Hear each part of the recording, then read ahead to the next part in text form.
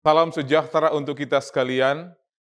Waktu yang sangat indah, kesempatan yang Tuhan berikan untuk kita selalu datang merenungkan firman Tuhan. Dan saat ini kita akan merenungkan firman Tuhan.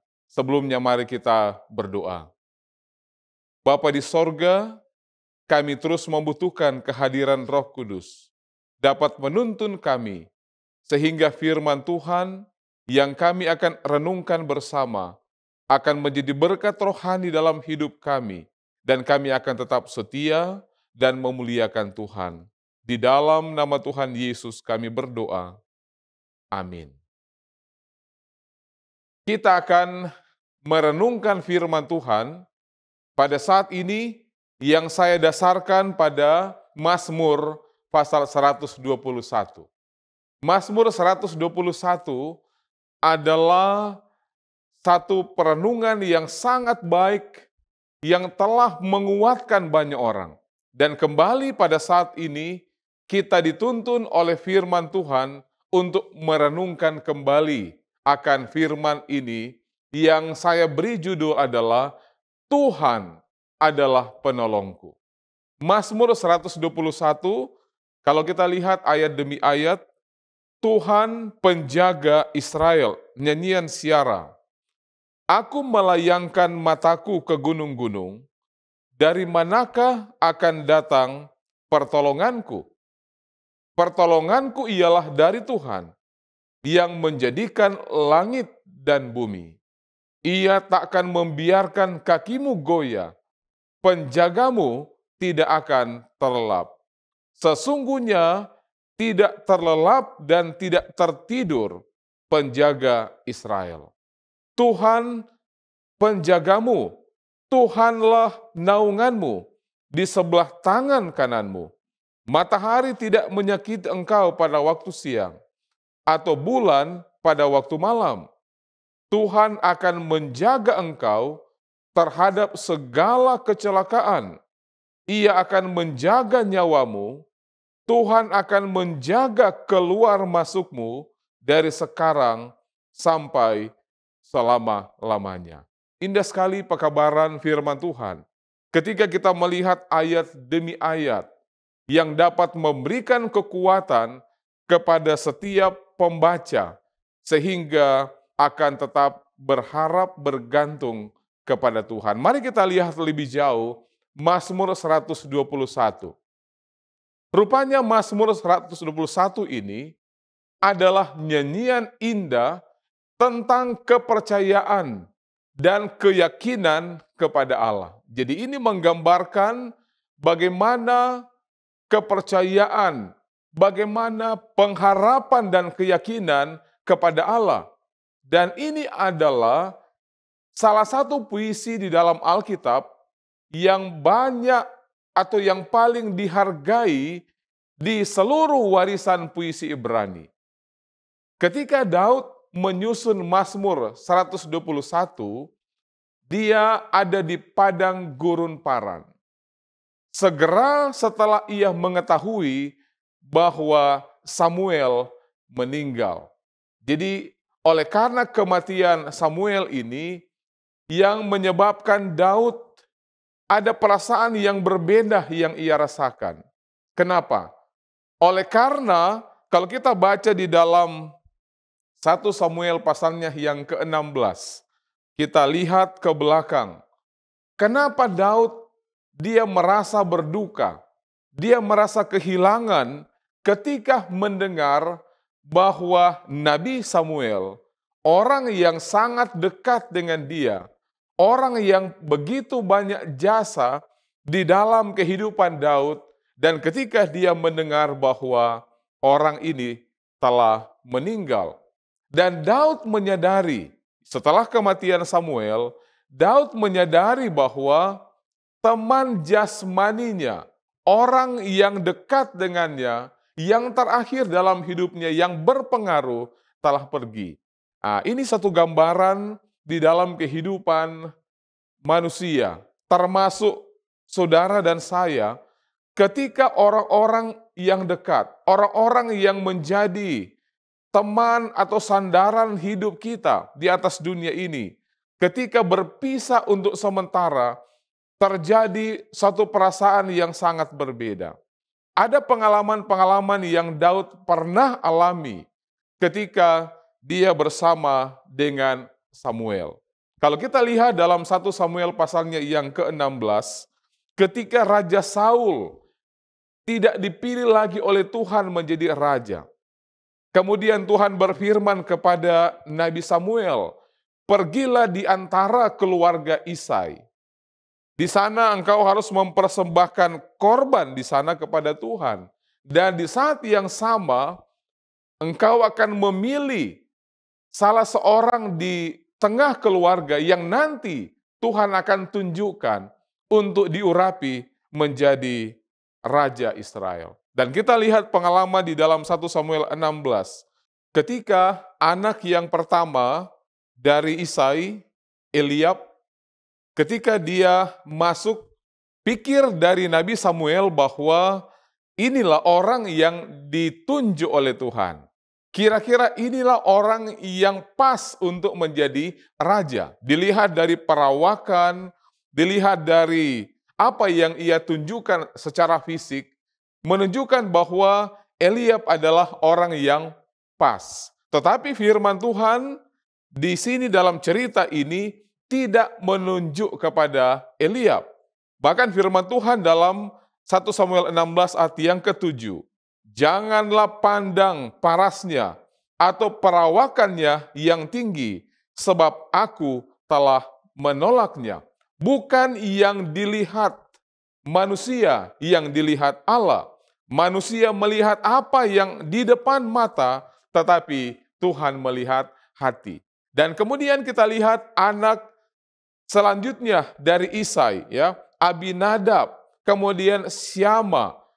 Tetapi orang-orang yang kelihatan layak secara fisik dalam perawakan mereka, tetapi Tuhan tidak memilih mereka. Dan kemudian ketika Samuel dia berkata kepada Isai di dalam ayat 11 dan seterusnya, "Masih adakah anak ya dari Isai?" Isai katakan, "Masih tinggal yang bungsu, tetapi sementara menggembalakan kambing domba." Dan rupanya dia adalah Daud. Ketika Daud datang, firman Tuhan kepada Nabi Samuel, "Urapilah dia sebagai raja." Kita lihat ini salah satu momen yang penting di dalam kehidupan dari Raja Daud. Ketika dia merasakan orang yang sangat berpengaruh di dalam kehidupan dari Raja Daud. Sehingga ketika dia mengetahui bahwa Nabi Samuel ini meninggal, akhirnya dia merasa bahwa orang-orang yang dekat sebagai sandaran kehidupannya telah pergi dan dia berpaling kepada Tuhan. Dia merasakan bahwa kalau hanya bergantung kepada manusia, walaupun orang-orang yang sangat dekat yang boleh memberikan pertolongan yang banyak, tetapi bergantung kepada manusia tidak cukup. Sehingga di dalam Mazmur 121, dia menyatakan bahwa di manakah atau dari manakah akan datang pertolonganku. Raja Daud dia memberikan satu kekuatan, keyakinan di dalam dirinya bahwa pertolonganku ialah dari Tuhan.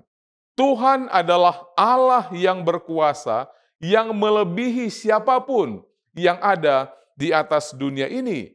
Ia yang telah menjadikan langit dan bumi. Dan ayat ini sangat memberikan kekuatan tentunya bagi kita semua.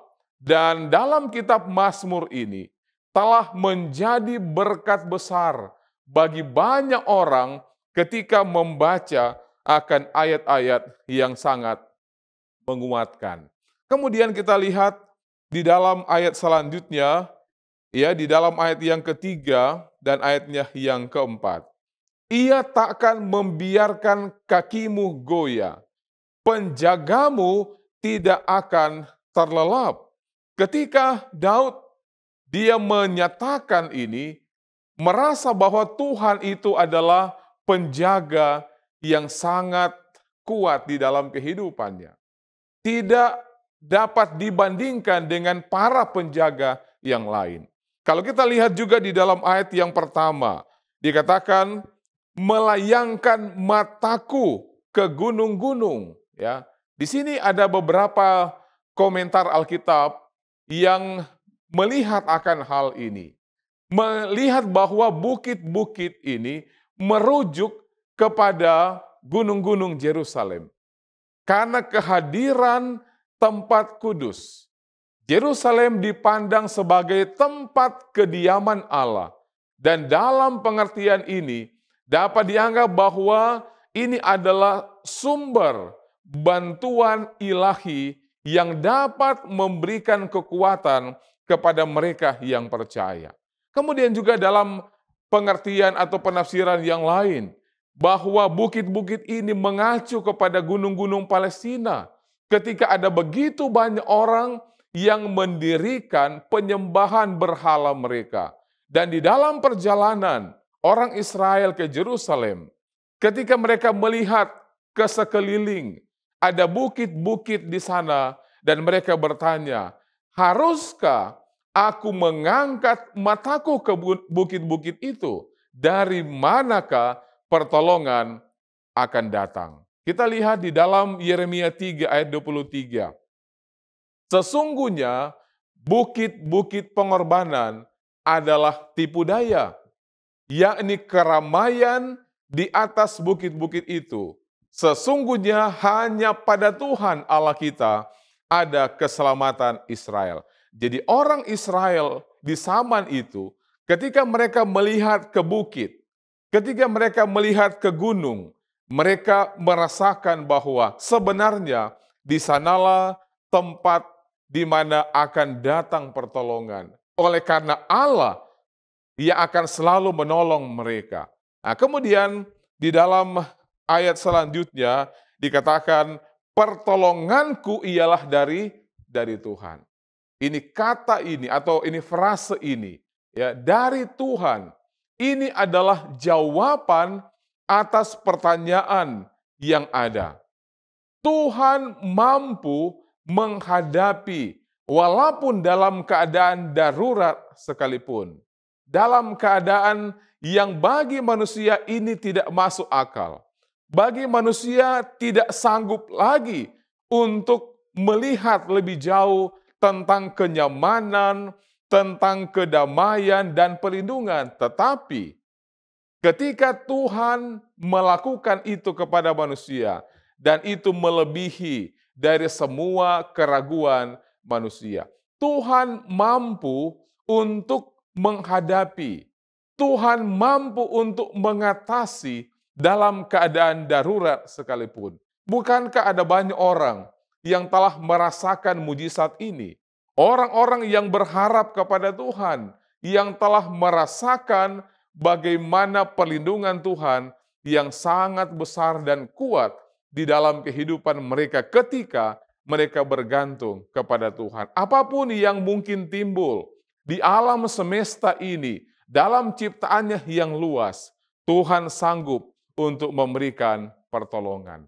Kemudian kita lihat selanjutnya, dikatakan bahwa mereka yang bergantung kepada Tuhan tidak akan menderita, tidak akan terlelap ketika mereka datang kepada Tuhan. Nah, di sini kita lihat bahwa di dalam keinginan, di dalam permohonan dari orang yang percaya, semoga dia tidak akan membiarkan akan segala perlindungan itu terlepas di dalam kehidupan manusia.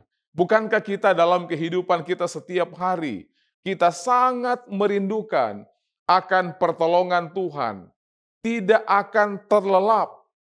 Kalau ada penjaga-penjaga, apakah itu di kantor, apakah itu dalam tempat-tempat yang membutuhkan penjagaan, yang sangat kita harapkan adalah kalau boleh, siapa yang menjaga itu akan selalu terjaga. akan selalu mengawasi sehingga segala sesuatu akan aman. Dan Tuhan adalah penjaga Israel. Dia yang menjaga Israel ini tidak tidur, ya, yang digambarkan di sini. Dia tidak akan lengah seperti mungkin penjaga manusia. Dia tidak akan lengah oleh karena dia akan selalu menjaga tembok kota.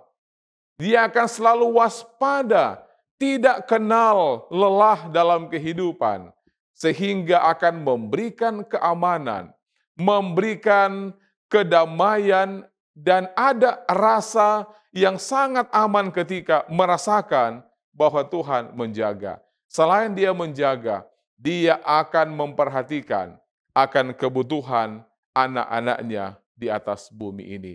Dan Tuhan adalah sosok perlindungan yang kuat ini. Dia akan melindungi, dia akan memberikan cahaya, dia akan memberikan perlindungan yang sangat kuat, tangan kanannya yang kuat, yang selalu tersedia di dalam kehidupan manusia. Mazmur 16 ayat yang ke-8. Aku senantiasa memandang kepada Tuhan, karena ia berdiri di sebelah kananku, aku tidak akan goyah. Ketika umat-umat Tuhan, ketika orang yang berharap kepadanya memandang kepada Tuhan senantiasa, maka dia akan merasakan bahwa Tuhan akan melindungi. Pada hari-hari terakhir dalam berbagai kehidupan dalam pencobaan, apabila mungkin kuasa yang lain dihadapkan kepada umat-umat Tuhan, Tuhan akan melindungi. Yang digambarkan dalam Wahyu 16 ayat yang ke-8 dan 9. Wahyu 16 ayat 8 dan 9. Dan malaikat yang keempat menumpahkan cawannya ke atas matahari, dan kepadanya diberi kuasa untuk menghanguskan manusia dengan api. Ayat yang ke-9, dan manusia dihanguskan oleh panas api yang dahsyat, dan mereka menghujat nama Allah yang berkuasa atas malapetaka itu, dan mereka tidak bertobat untuk memuliakan Dia. Di sisi yang lain kita melihat, saudara-saudara, bahwa kebinasaan itu akan menjadi bagian dari mereka yang tidak percaya, yang tidak bertobat. Nah, dalam janji, dalam Mazmur 121, Tuhan adalah penjaga Israel. Di dalam ayat yang ke-6, matahari tidak menyakiti engkau pada waktu siang, atau bulan pada waktu malam. Sini kita melihat bahwa bagaimana perlindungan Tuhan yang sangat kuat bagi umatnya.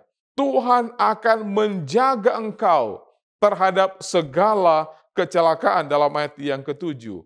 Di sini perlindungan Tuhan yang sangat kuat yang dapat memberikan kekuatan iman kepada kita yang percaya. Ayat yang ke-8, Tuhan akan menjaga keluar masukmu dari sekarang sampai selama-lamanya. Dimanapun umatnya pergi, ya, Tuhan akan menjaga. Tuhan terus-menerus akan mengawasi anak-anaknya dan mereka akan merasa aman. Jadi dalam ayat ini kita boleh terus dikuatkan bahwa Tuhan adalah penjaga Israel.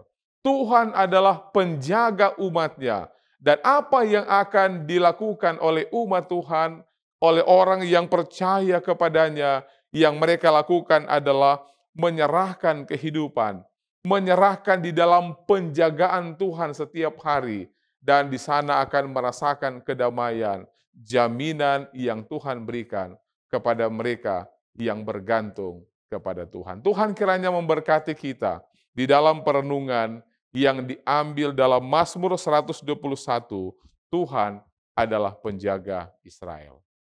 Amin. Mari kita berdoa.